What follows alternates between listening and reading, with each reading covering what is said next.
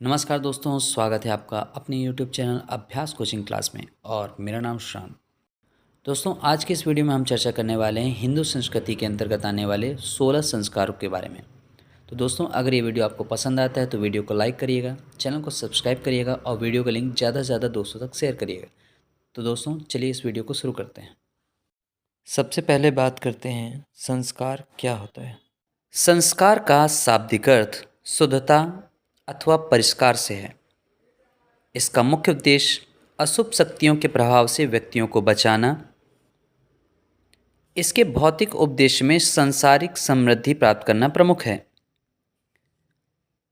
यद्यपि वैदिक साहित्य में संस्कारों का विधिवत उल्लेख नहीं है, फिर भी यह माना जाता है कि इसका उदय उत्तर वैदिक काल में हो चुका था।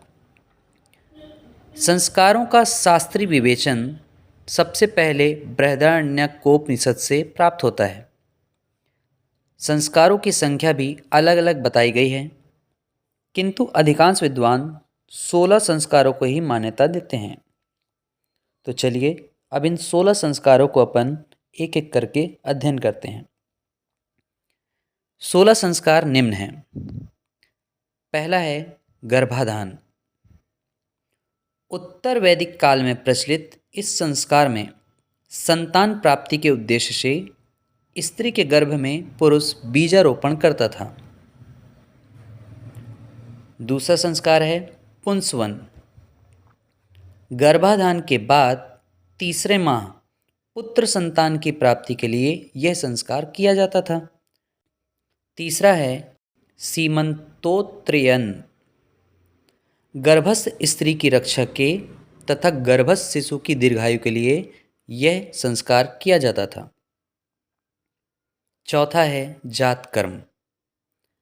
बालक के जन्म के तुरंत बाद पिता बालक को स्पर्श करके उसके कान में आशीष वचन बोलता था। इसका उद्देश्य संतान पर पड़ने वाली अनिष्टकारी बाधाओं से बचाना था। पांचवा संस्कार है नामकरण। शिशु के जन्म के 11वें दिन शिशु का नाम रखा जाता था। छठवां संस्कार है निष्क्रमण। बालक के पहली बार घर से बाहर जाने पर इस संस्कार का आयोजन होता था। सातवां संस्कार है अन्नप्राशन। इस संस्कार के अंतर्गत पहली बार शिशु को अन्न खिलाया जाता था। यह संस्कार जन्म के 5वें या 6वें महीने में किया जाता था। आठवां संस्कार है चौल कर्म या चूड़ाकरण। शिशु के 1 वर्ष या 3 वर्ष के होने पर इस संस्कार का संपादन होता है, जिसमें पहली बार शिशु के बाल काटे जाते हैं। 9वां संस्कार है कर्णवेधन। इसमें शिशु के 3 वर्ष या 5 वर्ष के होने पर उसके कान को छेदा जाता है।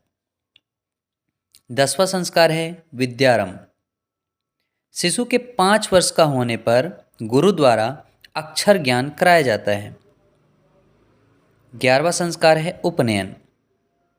इस संस्कार के अंतर्गत बालक गुरु के पास रहकर गुरु, वेद, यम, नियम का व्रत और देवताओं के सामीप्य के लिए दीक्षित किया जाता है। उपनयन संस्कार ब्राह्मणों का 8वें वर्ष, क्षत्रिय का 11वें वर्ष और वैश्यों का 12वें वर्ष में किया जाता था। इस संस्कार के बाद व्यक्ति का दूसरा जन्म माना जाता था, इसलिए इस संस्कार को द्विज कहा जाता था। शूद्रों एवं महिलाओं के लिए यह संस्कार वर्जित था। 12वां संस्कार है वेदारंभ। उपनयन संस्कार के 1 वर्ष के अंदर इस संस्कार का संपादन होता है, जिसमें वेदों का अध्ययन आरंभ होता है। 13वां संस्कार है केशांत। गुरु के पास रहते हुए 16 वर्ष की आयु में पहली बार विद्यार्थी की दाढ़ी मूछ बनवाने पर यह संस्कार संपन्न होता है। 14वां संस्कार है समावर्तन। शिक्षा की समाप्ति पर यह संस्कार संपन्न होता है। इसके बाद वह स्नातक कहलाता है। इस संस्कार की सर्वान्य आयु 24 वर्ष है। अगला संस्कार है विवाह। इस आश्रम के बाद ही व्यक्ति गृहस्थ आश्रम में प्रवेश करता था। इसका उद्देश्य संतानोत्पत्ति था। इस संस्कार के लिए 25 वर्ष की आयु उपयुक्त मानी गई है। अधिकांश धर्म सूत्रों में 8 प्रकार के विवाहों का उल्लेख मिलता है। दोस्तों, विवाह टॉपिक पर मैंने पहले ही एक वीडियो बनाया है कि हिंदू संस्कृति में कितने प्रकार के विवाह होते हैं, है ना, कौन कौन से विवाह होते हैं। इस पर मैंने एक अलग से वीडियो बनाया, तो जिन लोगों ने इसके पहले का वीडियो ना देखा हो वो विवाह वाला वीडियो डिस्क्रिप्शन से लिंक पे देख सकते हैं। फिर भी मैं इसमें नॉर्मल जानकारी बता देता हूँ। अधिकांश धर्म सूत्रों में 8 प्रकार के विवाहों का उल्लेख मिलता है। पहला है ब्रह्म विवाह, दूसरा है दैव विवाह, तीसरा है आर्ष विवाह, चौथा है प्रजापति विवाह, पांचवा है असुर विवाह, छठवा है गंधर्व विवाह, सातवां है राक्षस विवाह और आठवां है पैशाच विवाह। देखिए, जो ब्रह्म विवाह होता है इसमें क्या होता है, माता पिता अपनी कन्या के लिए खुद ही वर खोजते हैं। दैव विवाह के अंतर्गत यज्ञकर्ता पुरोहित के साथ कन्या का विवाह कर दिया जाता था। आर्ष विवाह में मतलब कन्या के पिता द्वारा वर से एक गाय या एक जोड़ा बैल लेकर अपनी कन्या का विवाह कर दिया जाता था। प्रजापति विवाह में बिना किसी दान दहेज के वर को अपनी कन्या दे दी जाती थी। असुर विवाह क्या होता था, कन्या के पिता द्वारा वर से धन लेकर अपनी कन्या का विवाह कर दिया जाता था। गंधर्व विवाह में माता पिता की इच्छा के विरुद्ध किया गया विवाह आता था, यानी कि प्रेम विवाह।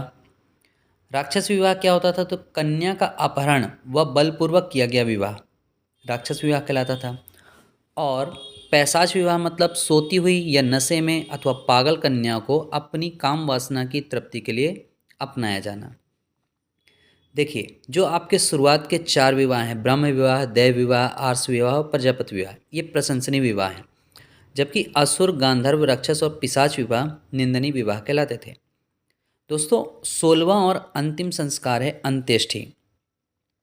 व्यक्ति की मृत्यु के उपरांत परलोक में उसके सुख एवं कल्याण के लिए किया जाने वाला संस्कार था।